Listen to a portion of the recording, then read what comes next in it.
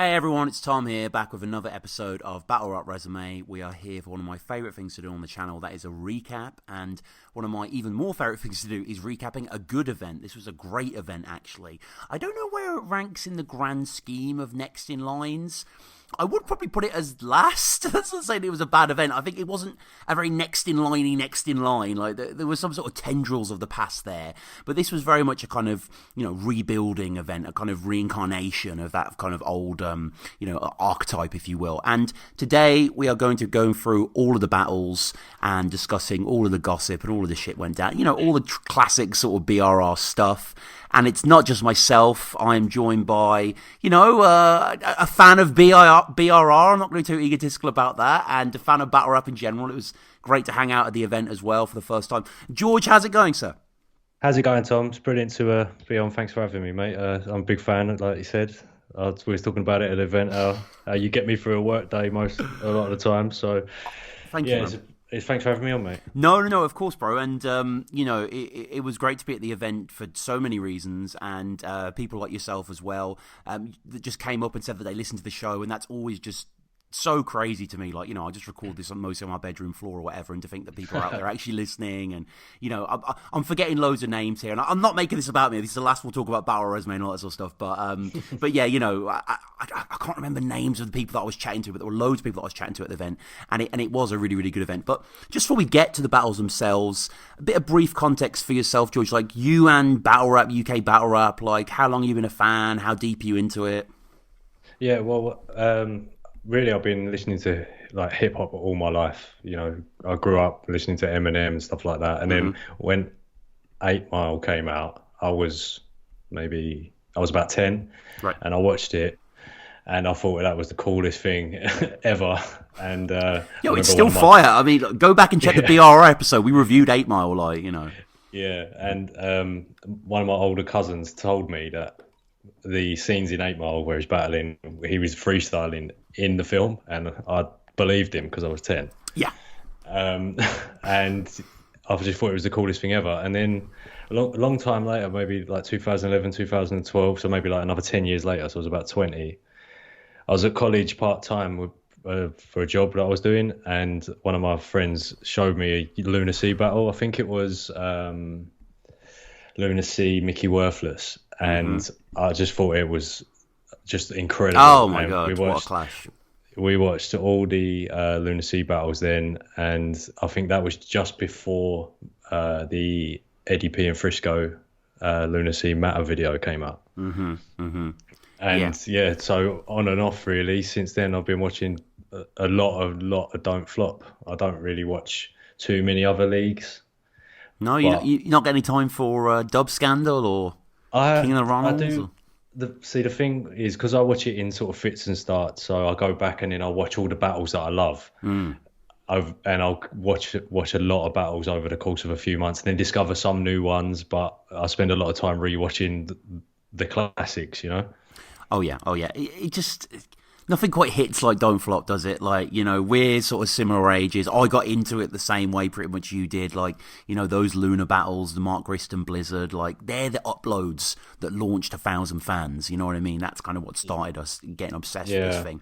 So, I think going back and even watching Tenchu and Cannon and stuff like that. Yeah, and even like going further back and watching like WRC and like, Fight Club and stuff like that was crazy. I was like, oh my God, it's like it's the guy from the Luna battles. Like, what the fuck, So, today we're talking about Next in Line Homecoming, and this was so exciting for so many reasons, not least because it was at Fiddler's Elbow. And I believe this is your first time in the venue. What were your impressions of the venue? How did you find it throughout the day? Because it is sacred ground in UK battle rap. I thought it was brilliant. It was a lot smaller than what it looks like in the videos. But now I've been there. Now I've been and actually watched a few Fiddlers battles, like a couple of old Shuffle T battles and things like that since. And just to look at the angles and see, that's where we were standing and, that kind of stuff. Well, I thought it was a brilliant venue, to be honest. Yeah, it is just... Yeah. When I was there, I was just reminiscing on, like, not only how many classics I'd seen there, like, you know, Shocks versus Tony and Gemini versus Tarks and Scoop versus Wilsey, and even like more minor battles like Lazy versus A was a fantastic battle that I don't think's online anymore. But it's just like some of my all-time favourite clashes outside of like Soweto Kinch versus Shuffle, Ogmios versus Most Prob, which is just phenomenal. Like, so I battled there versus 142, you know, all this crazy shit. But So yeah, we get there, and we don't get there together, but like, you know, it was quite nice actually, because I brought my girlfriend to the event, and it was her first event, and she was a bit like you actually, and like we all are. When you talk about 8 Mile before, like she just thought it was all freestyle, and you know, the classic sort of misconception, and I kind of had to break it to her that it actually takes, you know, a long time for these guys to go through their rounds and stuff like that. So. Yeah. We get to the venue, you know, everything's on Don't Flop time. I mean, we got emails beforehand that was like, yo, doors open at 11:45, battle starts, you know, 12:30 sort of thing. Of course, I don't think we got in there till 1:30 sort of thing. We got there at 10 to 10 to 11. I mean, it was just like, it was that classic sort of just, you know, everyone hanging out, whatever, everyone popping over. And I just hadn't been to that area for quite a while. Obviously, the last time I was there was the last time I was at Fiddler's, which... Christ, I want to say the last time I was at Fiddler's was maybe like they did a Bender Memorial event, rest in peace Bender, and they played quite a few of his battles there, and there was like, you know, a few kind of the real heads there. That was a great moment as well. So that was the last time I was there, which maybe like 2 or 3 years ago, and it was like, I think the chippy had changed hands, and there was like a barber's there, and it still wasn't gentrified, but it was kind of getting there to a certain extent. But you know, we get inside. And you know, the music's pounding and everyone's standing around and greeting and stuff like that. And eventually we kick off. And basically the way they did it throughout the day was to do these kind of batches of battles because they were up against the time somewhat. And in time-honoured, next-in-line fashion, like I'm pretty sure, God, what was the first ever next-in-line battle? Was it J Ferg versus Catnip? I'm sort of talking out loud here. Maybe people in the chat can remind me. I know Danny and that are in the chat there. But so yeah, we get there, and the first battle kicks off, which is Formy versus Reverse, who were two guys that I hadn't really heard of. Obviously, me and Cammy had done the preview for this beforehand, and you know, they kind of had battles here and there, but it was a kind of point in the battle that there wasn't really any Formy stuff out there. I'm kind of... Which one was Formy and which one was Reverse? Formy's the guy that looks like Martin Clunes. Martin Clunes. Okay. That's it, yeah. And Reverse was the kind of... He looks... Yeah, he kind of like, you know, very well-dressed, kind of prim and proper sort of dude, you know. And yeah, give me student-y sort of vibe. Yeah, very student-y vibes. Great guy. And kind of like an alternative dimension Milky, if you're familiar with that battler. Like, he was kind of on that sort of paradigm there. But so the battle went down, and you know, sometimes you can dread these sort of things. Like, these can be quite painful, these kind of tryout battles. But all in all, I thought this delivered. I thought this was pretty hilarious from both of them. Yeah, I thought it was quite good. I was impressed actually. They both had sort of a different style. Whereas Formy was coming with some slick sort of multi schemes, and Reverse was a bit more laid back and just sort of delivered his stuff in a calm sort of way. And yeah, I thought they both had some good material as well. Formy, Reverse saying to Formy that he looked something about John Cena because he was in a crew called Word Life. Yes, and he was wearing the shirt. Yeah. Unabashedly, he pulled that out. He pulled his top up and revealed the undershirt. And yeah, there was lots of like kind of, you know, those classic sort of multi-building blocks. I think, Formy was accused of having Wayne Rooney's head on, Wayne Rooney's head on the body of Dame Judi Dench or something like that. Yeah, that was it. Which kind of popped off. And like, I actually really... Like, I liked both of them. I thought they were really good. I just kind of liked Formy's kind of unbridled enthusiasm and energy. Like, you know, he's a young guy. He was really happy to be there. Yes, he does look like Martin Clunes.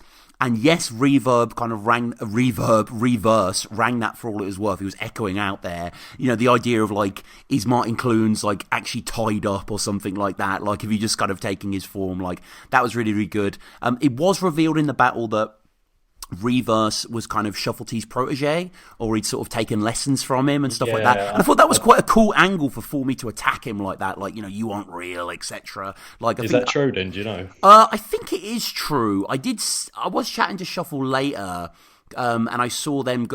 He was there as well, and we were sort of chatting about something or other. So I think that is true. I think Shuffle does offer lessons in some capacity, and why shouldn't he? You know, he's a fucking genius. Like, that is a masterclass of masterclasses. But yeah, this was just a kind of, you know, really wasn't a letdown. Wasn't really. It kind of was a style clash to a certain extent, you know, but just the guys made everyone laugh. I think the guys just got us in the mood for the day.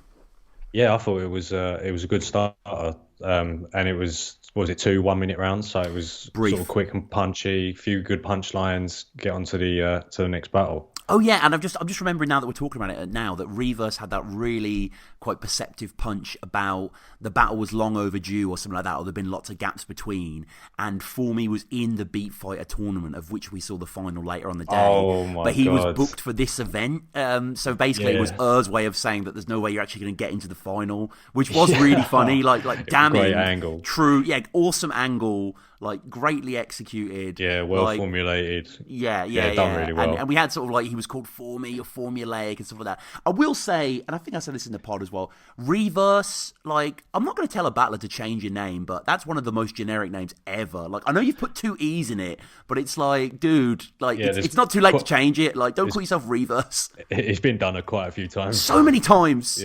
Times. Like, you know, I'm pretty sure there's like 4 Reverses in King of the Ronalds or something like that. So, at least. But any final thoughts on the opening clash? No, I thought they did very well. I had it 2-1 for me, in my opinion. Mm-hmm. But I thought that both of them had good angles and definitely should get another battle. Yeah. No, I hope so. I think Formy's on something else in the future. Maybe that Durdle Door card that they're doing. I don't know exactly. Perhaps not. But yeah, excited for that. And, you know, we're moving straight ahead, going to Danny Jack versus Sean Cray. I know you're a Don't Flop head, so obviously you're familiar with Danny Jack, kind of like the co-organizer of this event, you know, the kind of mastermind and next in line with Craig and her and Code Red and such.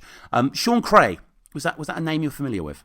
No, not overly. I'd heard of him and obviously listened to the preview podcast you did. So that's where I kind of had all my information on him. Danny Jack, obviously I'm well aware of Danny Jack, but I've never really watched too many of his battles. Yeah. But yeah, obviously I know who he is from the day.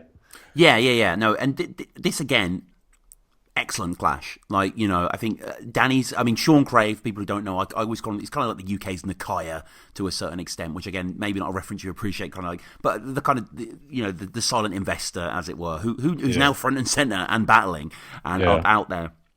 And we chatted with him at the bar afterwards, didn't we? Yeah, and his brother as well. Sean's a great dude, and you know, Danny is just obviously just more seasoned, kind of natural performer. He kind of has that slightly drunken master flow about him. The first was mostly on Sean's weight, and he had some kind of quite great kind of absurdist images about like memory foam and the skin on the mattress and it kind of going away from his spine and stuff like that. Like, you know, I remember that stuff sort of kicking off, and he's just got this, you know, Danny's very likable sort of stage presence, really. You know, very engaging, and he'd kind of killed in this room before. I think he battled Heretic and who else? Battled Koj, and he battled Canelo there as well. You woke up at an ATM at 8 a.m. or something like that. Like he just, you know, really kind of just witty shit. Sean, I enjoyed. Sean definitely seemed to have kind of maybe taken notes from his title battle where he has to enunciate better, and he was barking. It was a small room, and he was really like every word, every syllable was sharp. He was in his face. He was in Jack's face a bit. I mean, they both had some good stuff. Obviously, Sean Cray started a little bit slow, I think, and sort of came into the battle a bit later on in the second round and in the third round.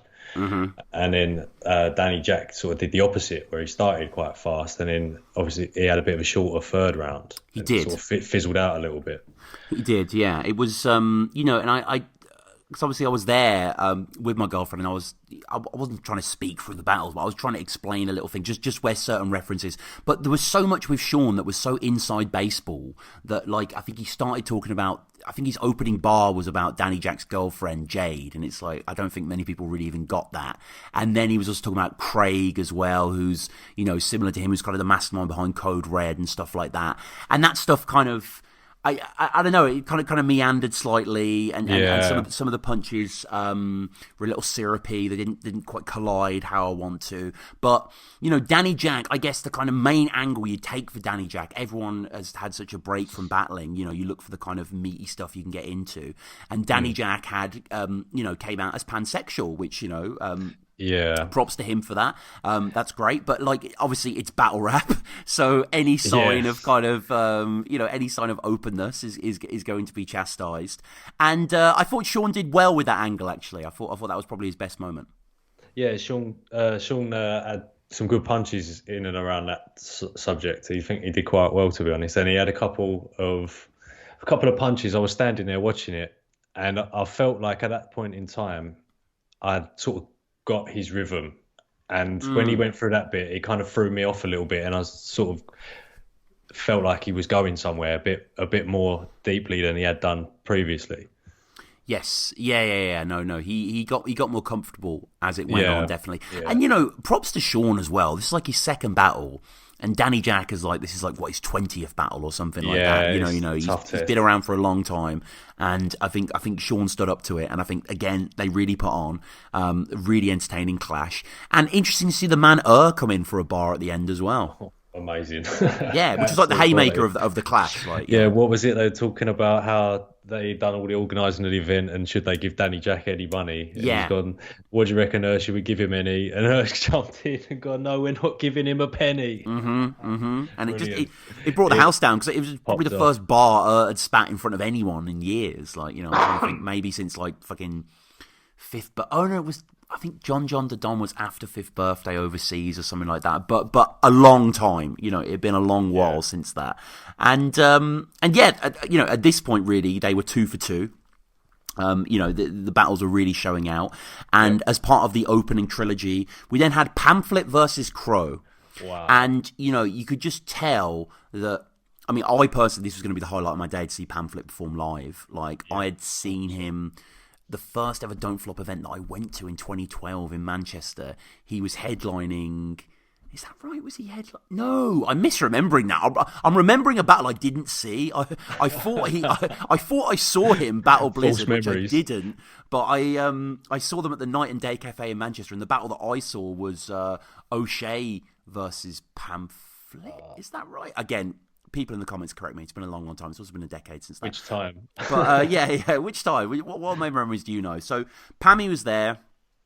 Always a joy to see this guy. The real hero of mine, really, true original, backbone of the league in the early days, and still one of the greatest. And we've had so many good episodes on the show as well. Versus Crow, and Crow Patrick, what a revelation this guy is, really. Like, he's been like me and everyone else, just like a fan on the sidelines. But whereas, I'm not trying to bring it back to soliloquy all the time, but like, when I tried to do it, I crashed and burned, and it was horrible. It's the greatest regret of my life is battling Briggsy. Whereas Crow has done incredible. Like, Crow really held his own. He was really good. Wasn't he brilliant? Like, what did you think of this battle, George? I enjoyed it. I'd love to see Pammy. It was one of the highlights of the card for me. Was going to see Pamphlet, and I think he was like a late addition to the card, wasn't it? So I think one day I popped up on Instagram and the new card with Pamphlet on it, and I was buzzing. Yeah. So we got down there, and obviously Pamphlet's there. I thought it was a really good battle. Pamphlet's well into it, jumping around, doing his usual thing. Mm-hmm. He didn't do too many of his over the top Pammy setups though. No. I guess in the first. he did sort of use Crow, because Crow's obviously a Yank, and kind of as a conduit for kind of anti-American bars. And, he did a lot of that. You know, and kind of Pizzagate and Hillary Clinton and going into that sort of direction. And your mom and, you know, all that sort of stuff. And it's just like, that's just seasoned Pammy, really. Typical Pammy, But great. You know, I'm not Amazing. sort of denigrating So him. good. Like, that's what So you want. good. That is exactly what you want. And he's wearing like an Enter Shikari footy top as well. He changed into that. Yeah, just the aesthetic just worked, like, you know. And I think I'm pretty sure this was Pamphlet's only time in Fiddlers. I think he was kind of away from the scene when that was really their spot around the Training Days sort of era. So that was great to see. And Crow as well, just, you know, a real tactician, really measured, really direct with angles, clever, confident, like looking at the crowd, enunciating brilliantly. Like you'd think he was like 15 battles deep, this guy. Like, it was quite extraordinary. Yeah, really like handled the crowd well, I thought, because obviously being is he American or Canadian? I'm not sure. Yeah, I think he's American, US based. I mean, but he did a lot of British references, and he used rhyming slang. What did he say? Like, you could have a boat race on his boat race. Yeah. Things like that. You know, he did well. You know, he knew obviously to use those kind of things in that crowd. No. I mean, he's like all of us, really. He's a diehard fan, like, you know. And I think if people remember the strange clothing that a lot of battlers used to wear, I'm not insulting the clothing. It's strange. That's the name of the brand. They're like shuffled wear and Yunnan and stuff. I'm pretty sure he designed that. Maybe I'm pulling that out of my arse, but I'm pretty sure he did that. So I know he's been, you know, in the scene for a long time. Yeah. And it's just great to see him sort of coming up. And, you know, we were talking outside, and he was saying, because he had battled at Premier Battles the week before, and how Bloodstrow and Briggsy came up to him and offered him all these clashes and stuff like that, and they're really kind of excited about him. And, you know, he's a proper prospect, and I think I was really impressed. It's just kind of, you know, this was one of the only battles that was kind of a next in line sort of battle. I guess you can say Sean Cray versus Danny Jack as well. You know, sort of the established guy giving the newcomer a chance, you know, kind of gesturing to the rung on the ladder, you know. So yeah, Pamphlet versus Crow again. Just, they were free at this point. I remember going outside, you know, for the smoke break or whatever, and being like, God, this rarely happens. Like, there's normally a really shitty clash to start. Like, you know, there's normally a Soliloquy versus 142, you know, amongst the gold. But in this case, God, I need to get over myself. In this case, there wasn't. And any final thoughts on Pammy versus Crow? No, I was just really impressed with Crow. I thought he did brilliantly. I had it personally down as a tie. I couldn't split it. I'd obviously love to see Pammy, and Pammy did Pammy. But he didn't reinvent the wheel, did he? But that's not what you want. We don't want to see, exactly. You know, anything. We don't want to see like a B. third round from Pam or anything. We just want to see the kind of the beautiful multi-machine that this guy is, you know, and just kind of the absurdity was in full effect there. So, had a little break, and then we came back into the room. And was this where the judge clashes started, or was there? Am I missing one out here? Or was there Quill did his thing, right? He did like his Georgie Roots bars. Is that right? Was that what happened after that? Yeah, I think Quill went. Yeah, Quill went, and then there was the shuffle T, and then the beat fight. Shuffle T, Canelo, and then beat fight. Yeah. So we had Quill. I mean, in classic sort of battle rap fashion, it's so fucking annoying when this happens, when people get no-showed.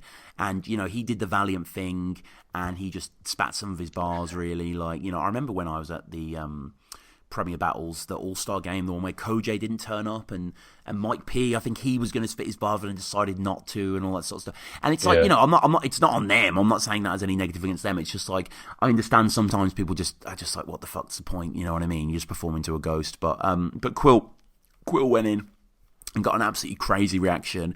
And I remember at the end of the battle as well, wasn't it saying, like, you know, are you going to let this guy, you know, retire or anything like that? And Quill's one of those guys. Like, Quill is kind of one of those artisans that's like the cream of the crop in my eyes. Yeah, I mean, I really like some of the battles that Quill's had in the past, like Ogmios and things like that. Oh, the Ogmios battle, terrific. Brilliant. And that was really like late notice, I think, as well. Yeah, brilliant. And he did his signature, put the kettle on. Mm-hmm. At the end of his little his monologue. I thought it was brilliant. He did the 007 come out in a lab coat, didn't he? Yeah. And I thought that was some of the deepest stuff that was directed at anybody was Quill at Georgie Roots in that little 5 minutes there. Yeah, it was as well. Yeah, no, you're completely right. And just the name Roots is such a gift to name flippers, and Quill sort of went ham on that. So we then got into the two judge clashes of the afternoon, and it was quite funny actually, because at the start of Shuffle versus Canelo, was asking around for people to be judges, and I was sort of like, I was like, I could be a judge if I wanted to, but I didn't really want to put my hand up. I think Jamil did, and Pammy was there. But then just said, literally just on the PA, where the fuck's Tom Quee? Like, Tom Quee, you're a fucking judge. And I was just like, oh, yeah, no, I'll do it. So I had to sort of focus a little bit. I was already pretty fucked up at this time.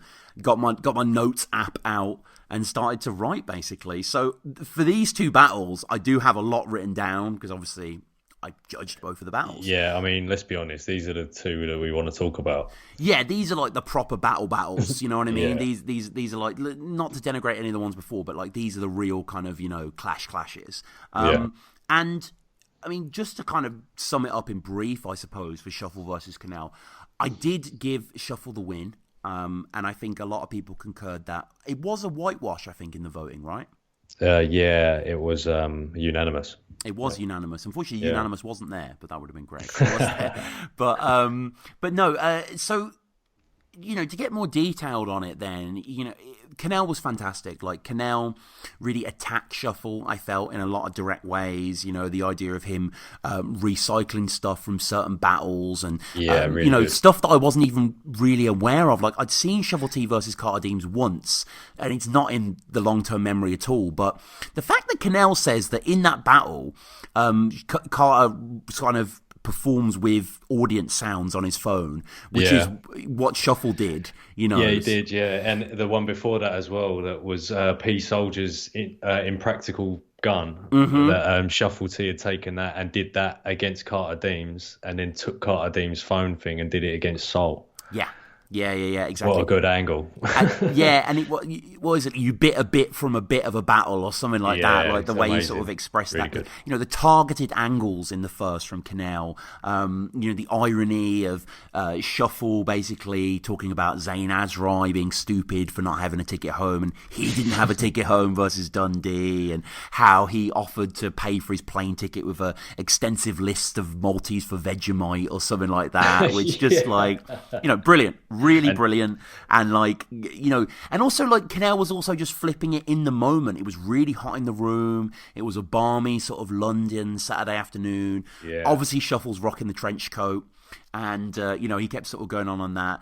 And Shuffle, I thought, was really interesting in the first, because Shuffle, I didn't quite know what Shuffle you're going to get, because sometimes you get the real sort of precise Shuffle, the kind of the demolition multi kind of personal idea of Shuffle, or sometimes you get the exhibition Shuffle, like where he does the crowd noise, like where he's against Raptor on his phone or stuff like that, or like where he's against Bullets, where he's like, here's what a URL battler could be in his second round at checkpoint 2 or something like that.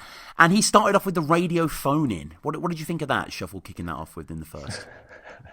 Yeah, I thought that was great. He did a little impression of him as well, didn't he? He did. Yeah. I thought that was well good. Shuffle T for me. He actually, I messaged him on Instagram and told him I was doing this, and he told me beforehand to say how much I loved him and that I could feed off his success.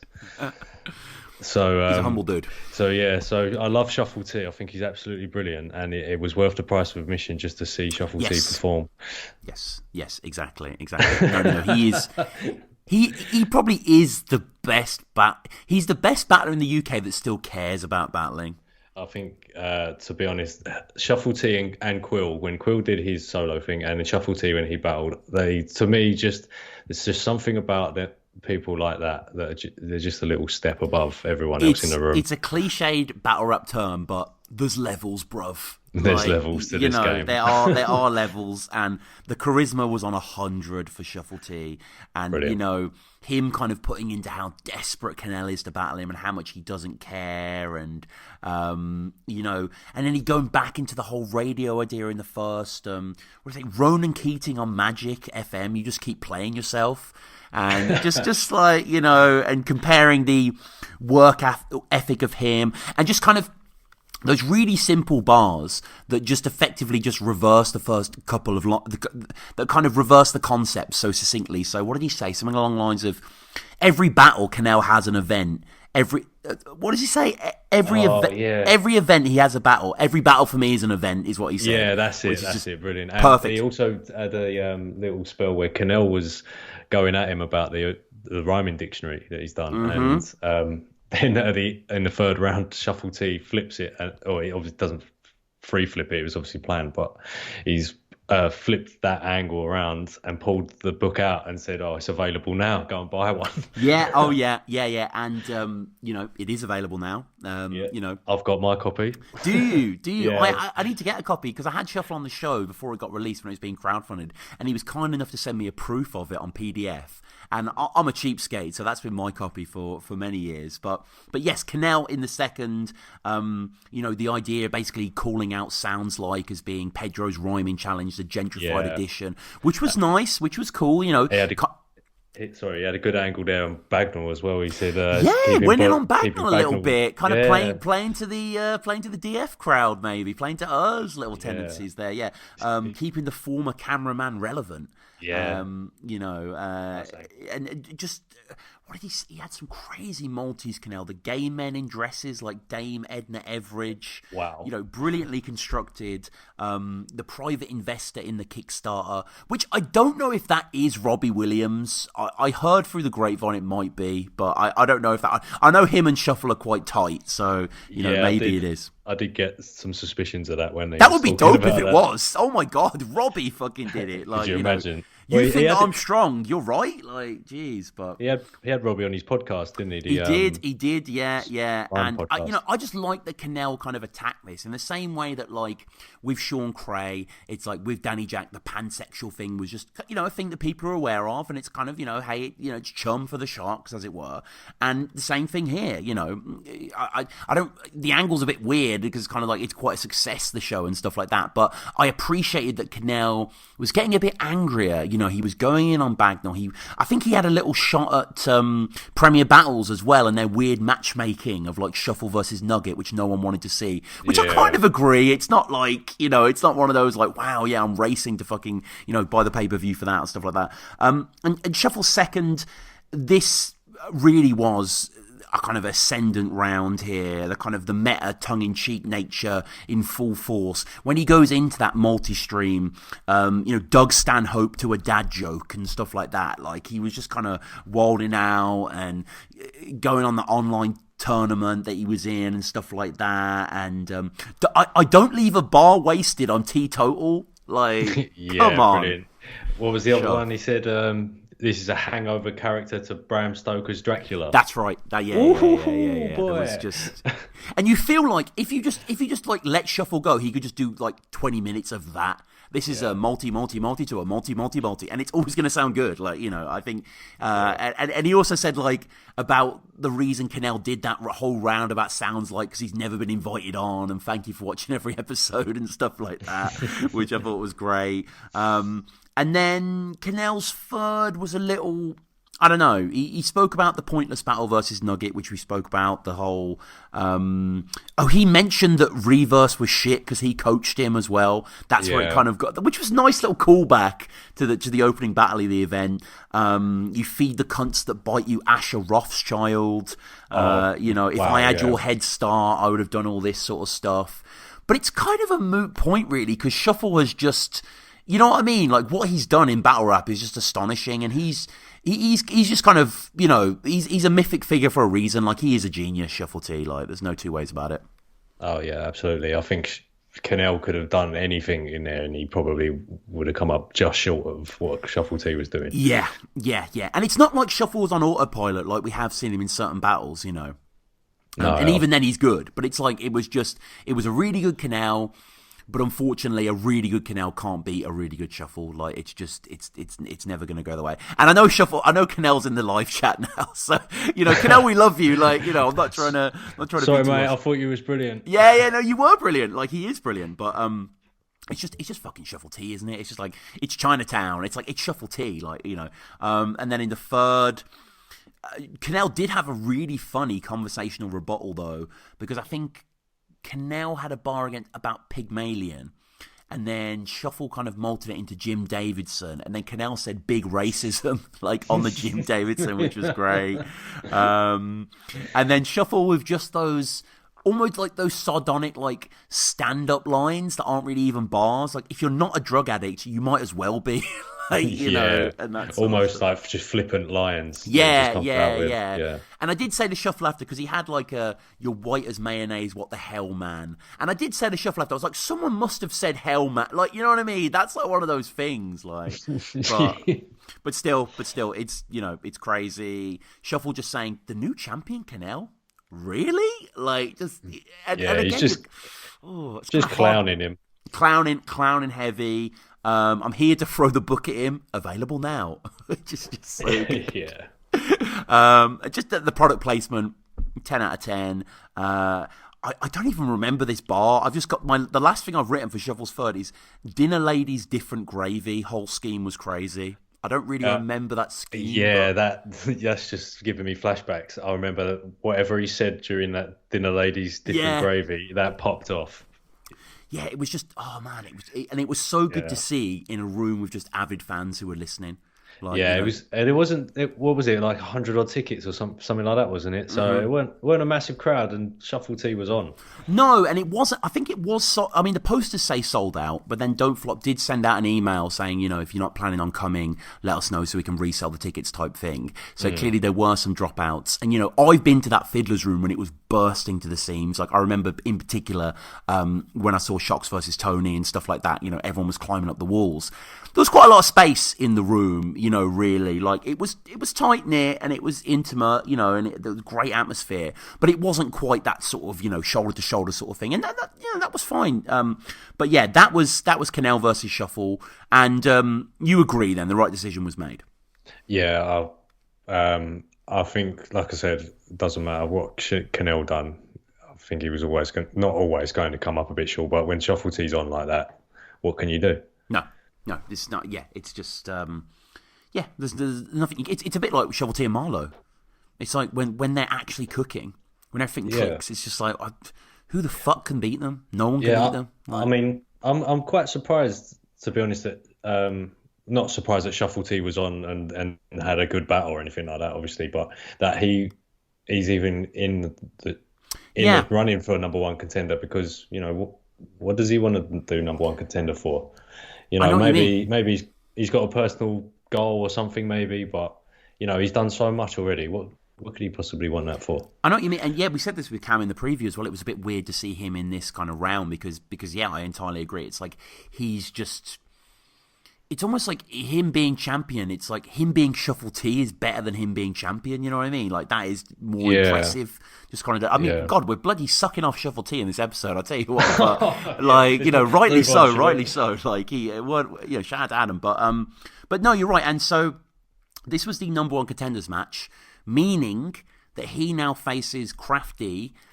Don't Flop's 13th birthday, which feels so weird to say. 13th. Wasn't it just 4th birthday? But 13th birthday in Bristol. Earth said it. It was like November 13th or October 13th. Or it's on the 13th, basically. November, I think he said. No, was it November that he said? I think so, yeah. Yeah, that makes sense, because that is around, that's always when they have the birthdays, isn't it? Around that type of time. So, let's just do a little adjunct here. So he'll be battling Crafty. How do you see that battle going? I mean, Crafty's obviously a brilliant, you know, wordsmith. I love Crafty. It's a bit of a style clash in the sense. Well, you just got to look at their 2-on-2 where they did Shuffle T and Marlowe, Harry Baker. Yes, which Crafty. It was a bit of a style clash. They just went completely different directions. So I suppose it always depends on who's on what day. There's obviously a reason Crafty's the champ. You know. Mm-hmm. So he's beating the best, so he can beat Shuffle T. Why not? Yeah, like I'm a huge Crafty fan. Like I always have been. It was the second episode of the podcast. It was great to see Craft at the event and catch up with him as well. Danny's just a great dude in general. And it was great to see him in person, just to tell him how amazing it was that Jeremy Corbyn single did such numbers. Like, and I told him as well, it's the only thing I've ever bought on iTunes. Like, really? Was that single? Like, I'm a Spotify premium streaming, whatever. Yeah, but same. like, it was, I just, had to support sort of thing. And, Crafty, I've told the story many times on the show as well. Crafty's the reason that I gave up being a battler and started to do podcasts, because I remember battling Turner in the park in Don't Flop. And the battle went all right. It was my tryout, whatever. It was fine. Yeah. And then I saw him battle Press One. And I was just like, "Fuck, this guy's really good." I was like, "This guy's kind of what I wish I was, which I will just never be." Like, so I was just like, "Yeah, no, I'll be fucking Gary Neville, and I'm not going to do the Valencia thing. I'm not going to put my toe in the water again." You know what I mean? There's levels to this game, Tom. Yeah. There's games beyond the game. You know what I mean? So. Yeah.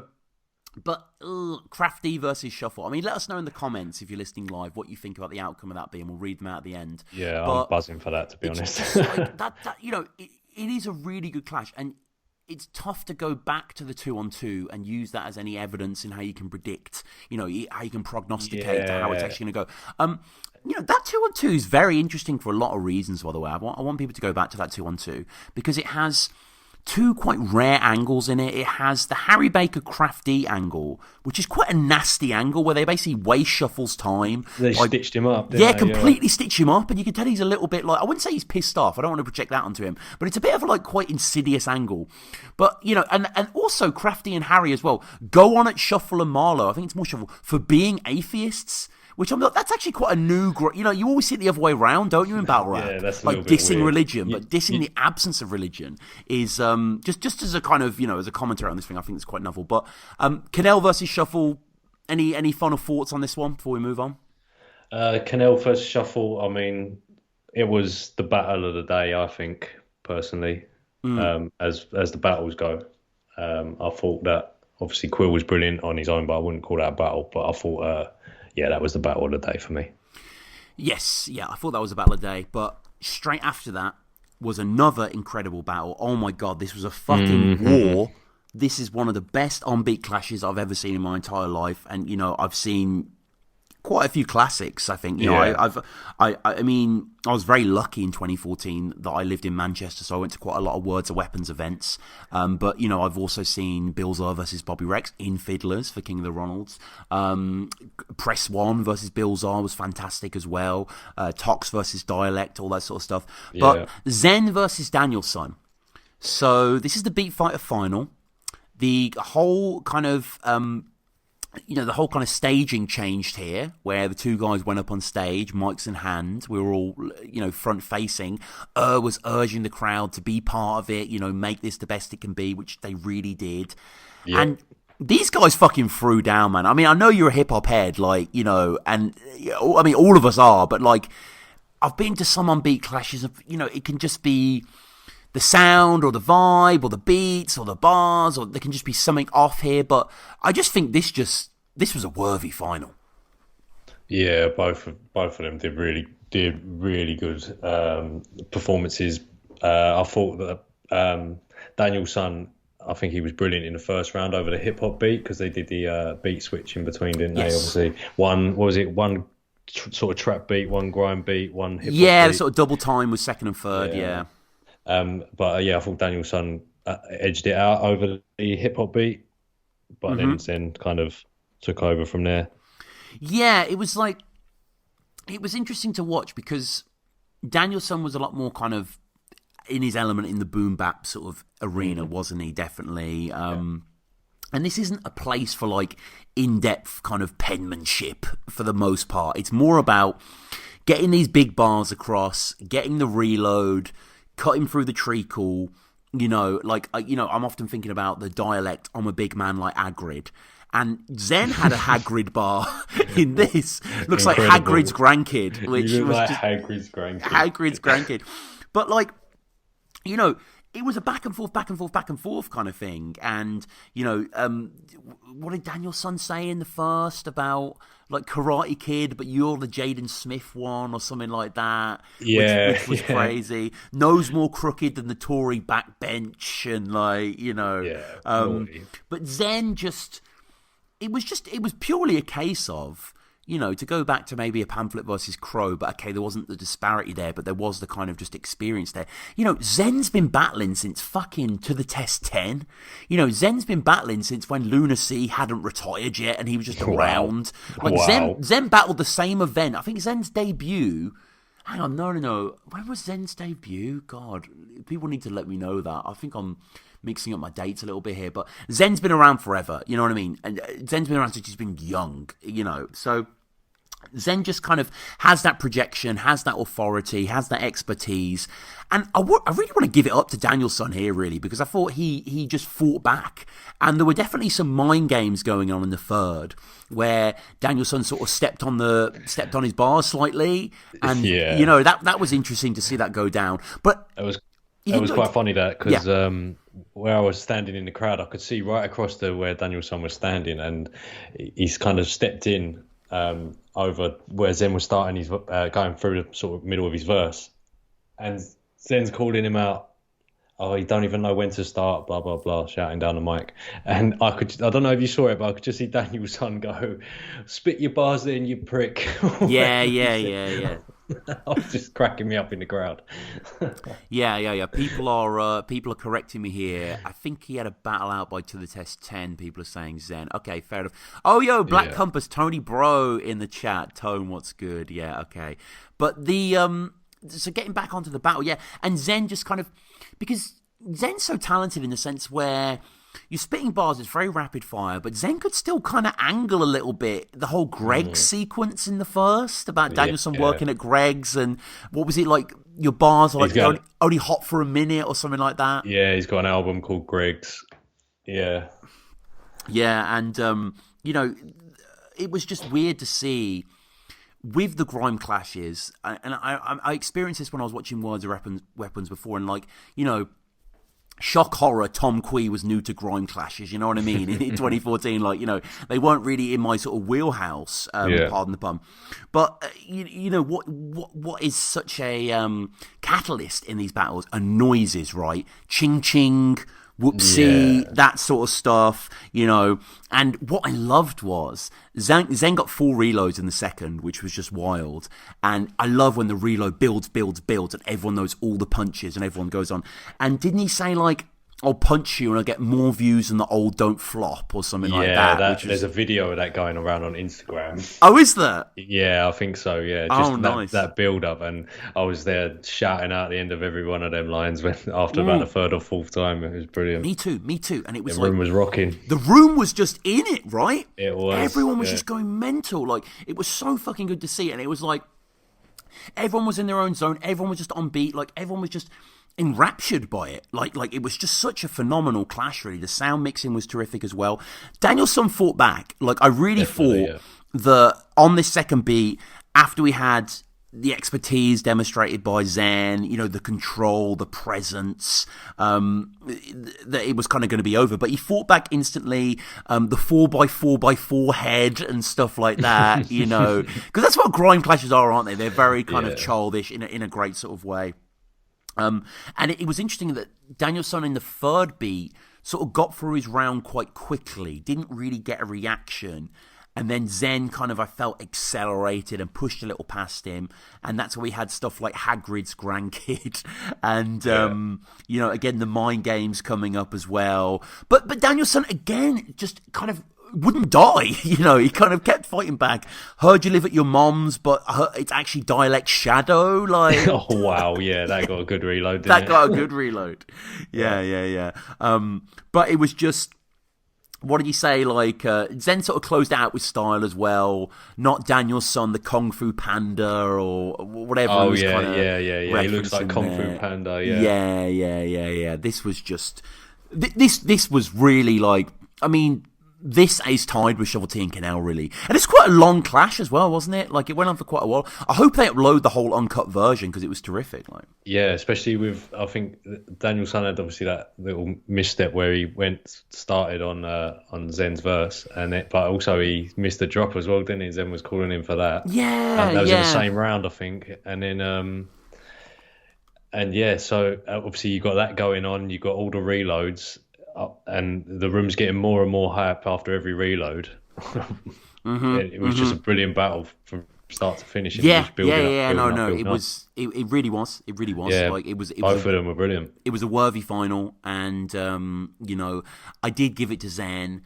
And I did go up to Danielson afterwards, actually, outside. And obviously, he didn't know who I was. I'm not saying he should know who I am, but obviously he didn't know who I was. And I was just like, right. Oh, yeah, mate, really good battle kind of thing. And I was like, oh, I judged it, and I didn't give it to you. And he sort of looked at me a bit like, okay. And I was like, no, you were really good, though. Like, I was like, it was by a hair sort of thing. Yeah. And it really was. And, I was conferring in a lot of people in the crowd after both of those battles. Like, what did you think? Because I wanted to make sure that I'd made the right decision in my own head.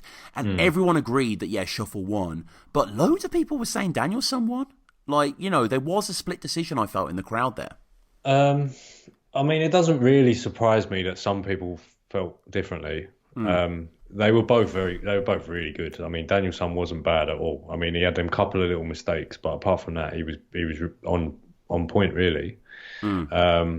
But Zen's just got the experience. I mean, his reloads, he knew they were going to be reloads, and he was like throwing his hands up in the air. He did. And it was just, everyone was just going crazy for him. It's just the experience. He just knew how to hold the room. It is, and it's like Danielson, like said himself, like he'd been in the league for like a year or something, and I think he battled a little bit on chalked out, but yeah, I'm just on Zen's verse tracker now. Yeah, he battled, I was thinking about, because he battled Pedro to the Test 10, but he actually battled a guy called Carbs at the event that's where Luna versus Mickey C Lunacy versus Mickey happened, and that was where Pamphlet battled Matter, which is a really good battle as well. Yeah, brilliant. And then I'm just, all these early battles. Yeah, I mean, fucking hell, Zen battled at 4th birthday, so it's like Zen's on the demo channel versus Soul and Definition. Yeah, he must have been a little kid. Really young, yeah. And he, obviously, Zen was in the original 2-on-2 battle as well, where he, Ricky C and Crisis Music and stuff like that. Yeah. And, Zen battled like Censor and Bruce C and, Soweto Kinch. Oh, yeah. Yeah, I saw that live, actually. I'm in the backdrop of that battle. Yeah. Because that was at the Training Days event. And it's where they both go into this really weird section where it's all pedo bars for like 2 minutes. And they're both like, what the fuck's going on? But we're both going to go with it. That was quite awkward, right? Yeah, it was weird. Yeah. But I mean, look, let's don't flop, baby, So yeah, Zen is the man, and Zen was fucking triumphant there, and he definitely deserved it. And it was quite nice, actually, wasn't it, that there was kind of a break. Well, I mean, I went to go give my judging, and I will say, I was the first person to give my judging. So I did a little smoking area at the back of Fiddler's Elbow that I'd never been to before. It was like unlocking a fucking secret room in a video game. I was like, what the fuck's this place? But we went there, and I probably spoke for 30 seconds on each battle, and Jamil was one of the judges with me. Obviously, he's a diehard fan, and Carlton Shanks. He was chatting for like 10 minutes. He was like, man, this is really important. This is money on the line. I was like, oh yeah, you're right. Actually, I should have maybe taken a bit of time, but it was the consensus. Yeah, there was a lot to talk about. I think it was 4-1 Zen, I think one person did vote for Danielson, if I remember. Oh, really? Yeah. I mean, that's probably about right. 4-1, 3-2, something like that. Yeah. So we had the break, and then we came back for the final 2 battles. And kicking us off for the third set of battles was Lefty versus Orwin. So here we have Lefty, an established guy like Zen, who's been around for so long. I think his first battle, Lefty, was versus Orcs, if I remember correctly. In Manchester. Yeah, classic. Yeah, and I always remember, I just remember that one Lefty line where he's like, you'll get knocked quick like a hot drink in a mosh pit. Or so. It's always just sort of stuck with me. But yeah, Lefty's got I love Lefty's sort of like unique way of delivering his multis. It's almost like he's just like falling out of his mouth. Yeah. No. His persona, I remember my girlfriend in particular was just like enamored with Lefty, just because it was just, it just kind of just I don't want to say fresh, but just kind of clean, isn't it? Just kind of the jokes are always there, always in multiple supply, always in supply. So he battled Orwin, who's a new guy. This is, again, a very next-in-line style clash. But he's a new guy of an old style, Orwin. He's kind of treading the same boards of that kind of the mum joke mythology and the kind of, the sort of dirty sex multis and stuff like this. And this is everything you wanted, really. I thought both guys showed out. I thought this was a good clash. I thought that there was a few points where I think on lefty side there was a couple of points where it kind of dipped a little bit, and the same for Orwin as well. But overall, I thought that it was a perfectly serviceable battle. Lefty coming with his usual entertaining sort of semi-freestyle sounding bars, and he had that flip about the Orwin shirt. He had 3 Nike ticks on his shirt, and that's how many dealers he owes. Yeah. So that kind of stuff. Yeah, and. Orwin had a few good moments as well. There was one moment I was left me a bit confused, to be honest. There was one he said about Napper and Kappa. He said Lefty and P Soldiers Group, Napper and Kappa. You getting crapper and crapper. You got basic bars like Parappa the Rapper, and I'm thinking that he thought that was going to pop a lot more than it did. Yeah. I think there wasn't there dog in there as well. Basic bars dog, which I think Parappa is. But I mean, look, we're all 90s kids, aren't we? So we all played the demo disc. I appreciated the reference.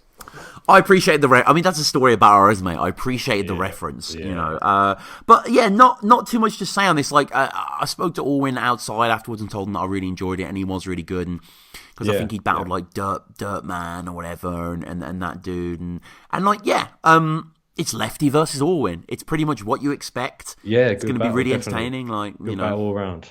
But it was a good battle all around. Yeah, I didn't mean to sound like I was talking down on either of those. No, I mean, it was good. It was still a great battle. Every single battle on this event was terrific. Yeah, like they really were. I had a good day from start to finish. Yeah. You definitely got your value for money. 100%. The atmosphere was exceptional. Like, people were really on board. There was a few chatty patties at the back, which there always are, unfortunately. And because the room wasn't quite as busy as it normally be, it didn't soak it up as much, But still, it was awesome. And then we concluded with Frankie Fraser versus Frost as our kind of headliner, as it were. What did you make of this one? Yeah, I've never seen a Frost battle before. Obviously, I'm familiar with Frankie Fraser. I thought that this was this could be like a sleeper battle of the day.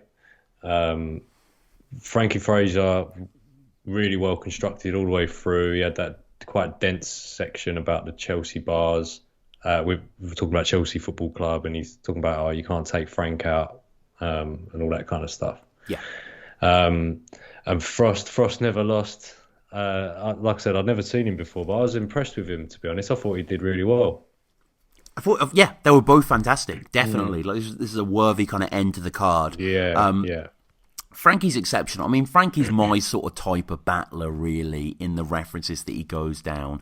But his whole performance here, he was just so confident. He was just so polished. He was really on 100. Like, I saw him in The Room versus Bender, and that's definitely one of his crowning performances. But this again, Frankie knows I'm such a fan, and I love the obscure references. I mean, even more than battle rap, one of the greatest loves of my life is Tom Waits. I'm obsessed with the American singer-songwriter Tom Waits. Right. The first podcast that I ever did was called Down in the Hole, where me and my good friend Sam Wells went through Tom Waits' entire back catalogue. And Frankie did a fucking Tom Waits bar. Like, he talks about Frank's wild years. Next level appreciation. Yeah. He said, like, you've just heard Frank's Wild Years, which is one of Tom Waits' best albums from 1987. And Frost's name is Tom, so Tom Waits. And Frankie also referenced something that I know that me and Kruger are obsessed with, Lost.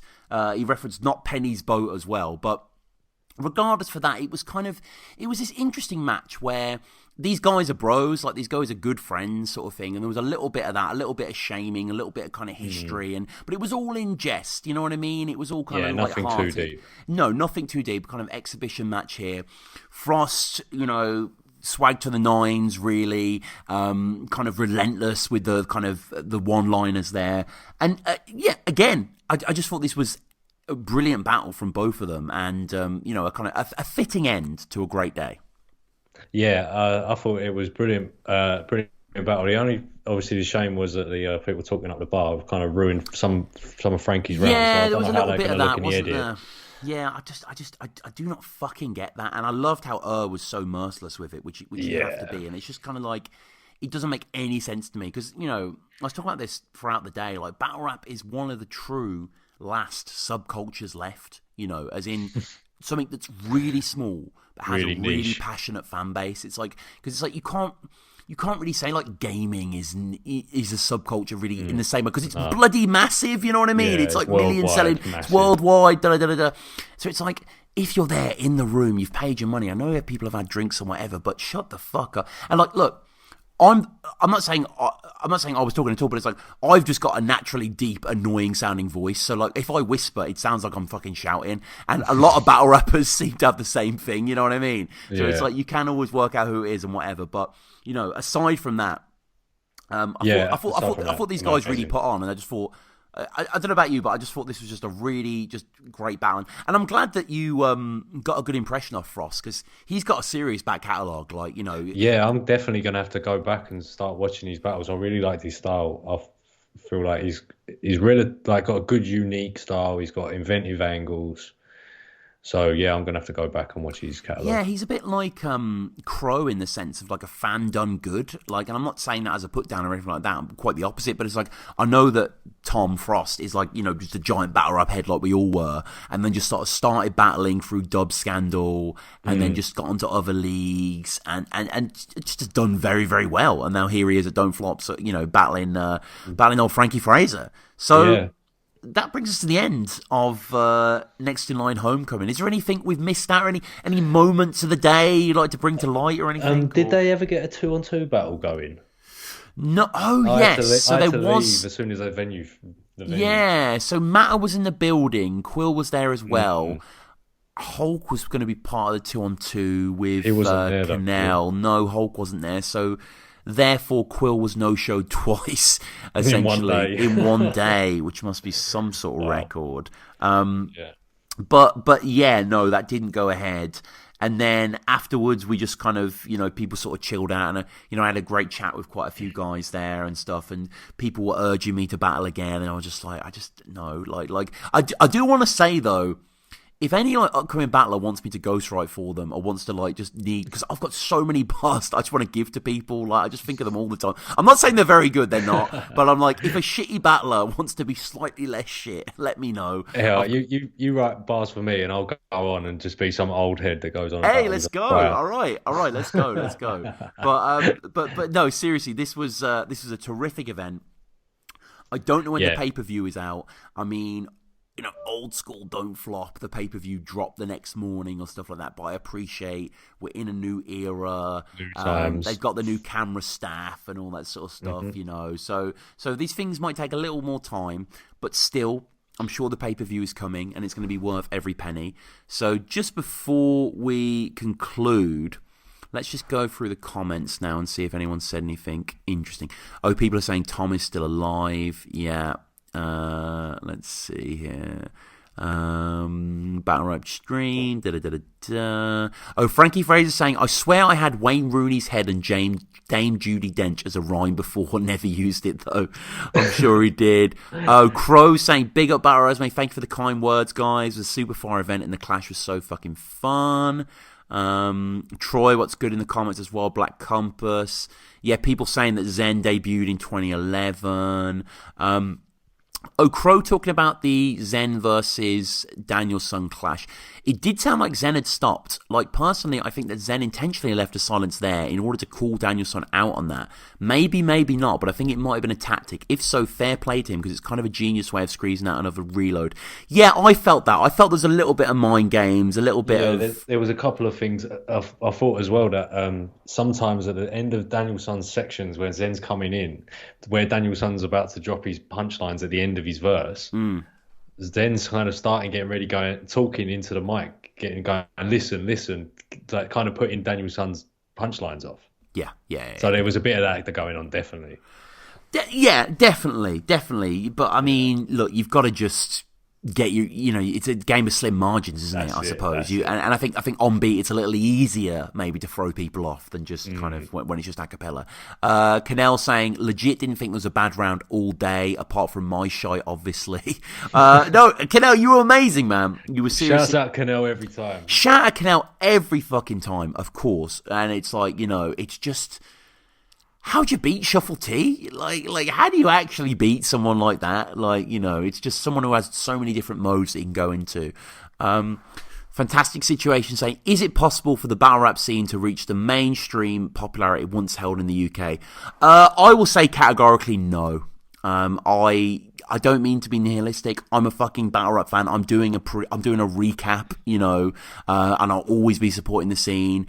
But I mean, I don't know where you stand on this, George, but I think we had our golden era. You know what I mean? And it was wonderful while it lasted, but I just can't see there being another renaissance. Yeah, I mean, as a self-proclaimed old head, I'm used to the stuff I like being in the past. Yeah. I listen to a lot of 90s music. Oh, yeah. A lot of dusty shit. Love it. Yeah, a lot of dusty shit. So, you know, all the battles I like are from like 2009 to 2016, basically. No, I get it. Like pre-Brexit. Like, yeah. Like those battles. Yeah, that was the divine line. But yeah, guys, that pretty much brings us to the end. So I want to say again, go subscribe to Don't Flop. Shout out to Don't Flop for an incredible event. 100% brilliant. Yeah, well done. Sean, Craig, Danny, everyone else involved. Shout out everyone that I met at the event as well and that came and said hi. That's always a surreal experience, so I appreciate you listening. Go back, subscribe to Battle Resume, go back through the archives. You know, so many of the battlers that we mentioned today have came on for episodes. People like Canelo, people like Shuffle T, people like Frankie, etc. Go and listen to them. You know, other people I need to get on. I need to get Frost on. I need to get Daniel Son on. I need to get Zen on, actually. I can't believe I've not had Zen on for a fucking We said that at yeah. I think me and him had tried to sort of arrange something, but whatever. I need to double down on that and get him on. So yeah. And as for Battle Resume, follow us at Battle Resume on Twitter, battleresume at gmail.com. I don't receive really any emails ever, but if you want to email me over those, get lots back in the day. Patreon is there as well, so this will basically go on the Patreon first, and you can download it straight to your RSS feed, and then it'll be on the YouTube and the iTunes a few days later. You get premium access over there. What else is there? iTunes, leave us a review on iTunes, Spotify, and just go back through the archive, because that's what a lot of people were saying at the event as well. They're like, oh, I love your podcast, but I've not listened to all of them. And I'm like, dude, I don't blame you. There's fucking hundreds of hours of them. Like, you know, it drive me mad. Listen to that. So, and finally, George, what about yourself, man? Like, is there anything you'd like to promote or? I'm doing a bit of my own music as a sort of a hobby, really. I'm probably going to have something out in the next, I'd say, about a year. I'm currently building a home studio.